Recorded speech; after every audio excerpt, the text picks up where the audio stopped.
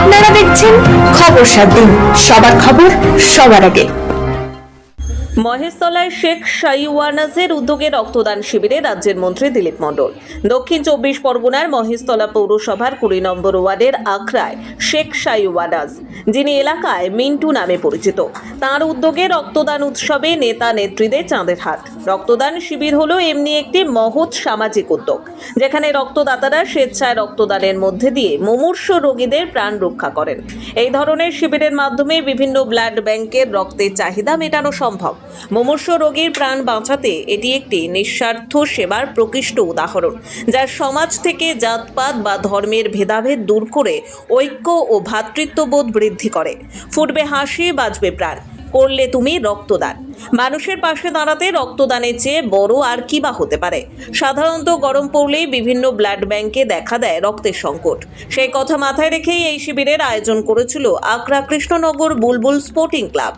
অন্যতম সমাজসেবী শেখ শাইওয়ানাজের সহযোগিতায় বৃহস্পতিবার সকালেই রক্তদান শিবিরের আয়োজন করা হয়।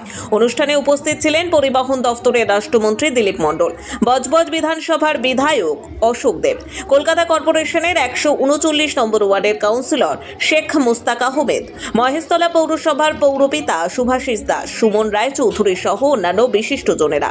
ফিতে কেটে প্রদীপ প্রজ্বলনের মধ্য দিয়ে শিবিরের শুভ সূচনা করেন রাজ্যের মন্ত্রী। এর পাশাপাশি মনীষীদের মূর্তিতে মাল্যদানও করেন তিনি। এই রক্তদান শিবিরে সাধারণ মানুষের স্বতঃস্ফূর্ততায় রক্ত দিলেন প্রায় 200 জন রক্তদাতা। সারা বছরে মিন্টু বিভিন্ন সামাজিক কাজের সঙ্গে যুক্ত থাকে, তবে রক্তদান উৎসব এই বছর তার প্রথম উদ্যোগ।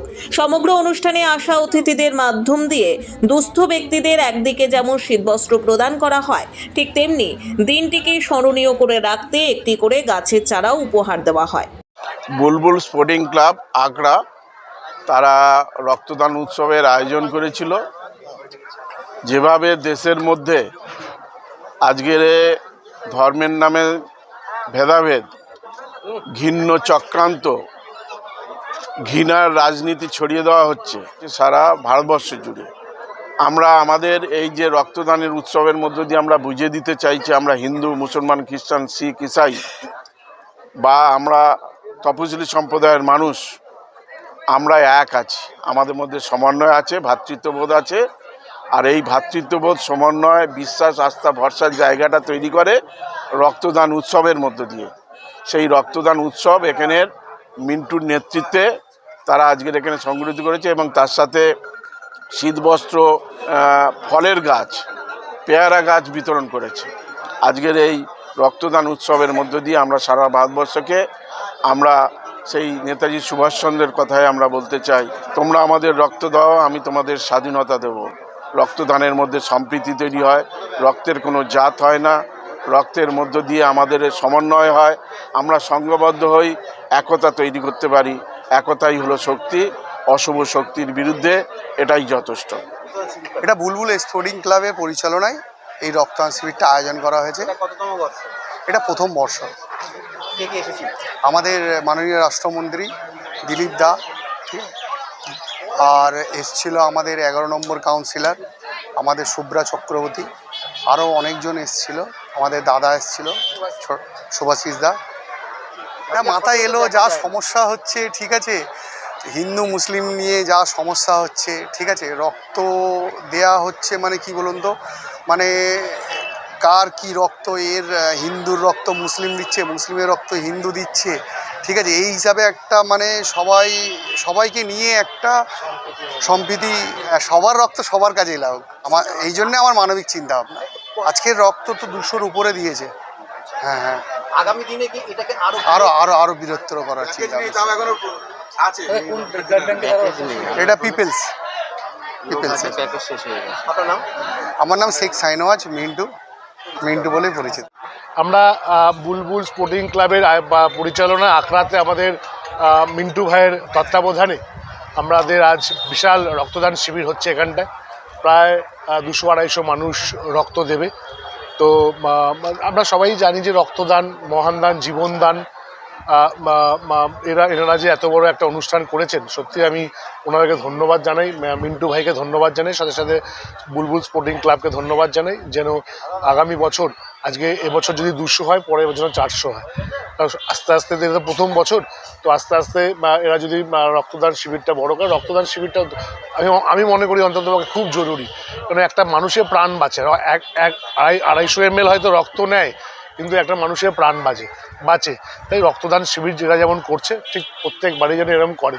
2011 সালে মমতা বন্দ্যোপাধ্যায় মামাটি মানুষের সরকার ক্ষমতা আসার পর থেকে এই রক্তদান শিবির কিন্তু আমরা পাড়ায় পাড়ায় দেখতে পাচ্ছি। এবং আমি আজকে যখন ঘুরছিলাম, যখন ওনারা ব্লাড দিচ্ছিলেন, অনেক সংখ্যালঘু মহিলারাও কিন্তু ব্লাড দিতে এগিয়ে এসছেন। মহিলারা এই আজকের দিনে যে মহিলারা ব্লাড দিতে এগিয়ে আসছে, মানুষের মধ্যে সচেতনতা বেড়েছে, এটাই সবথেকে বড় বিষয়। তো আজকে আমরা যারা রক্তদান শিবির করি, কেন আমাদের কাছে যে ধরুন আজকে যারা পিপলস ব্লাড নিচ্ছে, এরা যেমন 200-250 যাই ব্লাড নিক না কেন, সেই কার্ডটা তো দিয়ে যাবে। এই 200-250 মানুষকে কিন্তু আমরা কার্ড দিয়ে হেল্প করতে পারবো।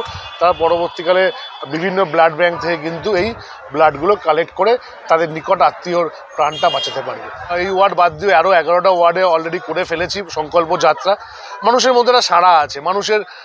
আমি একটা জিনিস খেয়াল করেছি যে যত বাড়িতে গেছি, আমি যদি ধরুন 4000 বাড়িতে গিয়ে থাকি, মমতা বন্দ্যোপাধ্যায় সরকারের কোনো না কোনো প্রকল্প কিন্তু প্রত্যেকের বাড়িতে ঢুকেছে।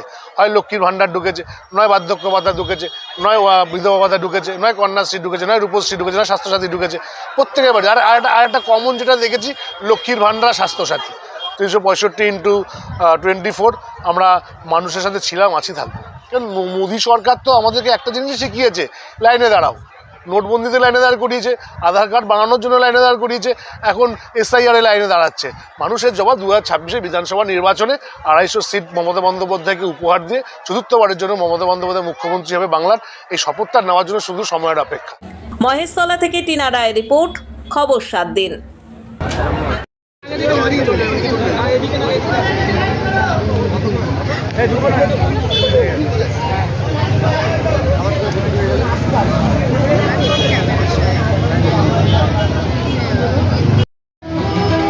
রক্তদান মহৎ দান।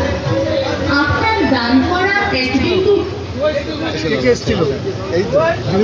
আমরা আনন্দের সাথে জানাচ্ছি আমাদের মধ্যে উপস্থিত হচ্ছে মহেশতলা পৌরসভার 17 নম্বর ওয়ার্ডের পৌরপিতা তথা 12টি ওয়ার্ডের পর্যবেক্ষক মন্ডল মহাশয়। উপস্থিত থাকবেন মহেশতলা ওয়েলফেয়ার।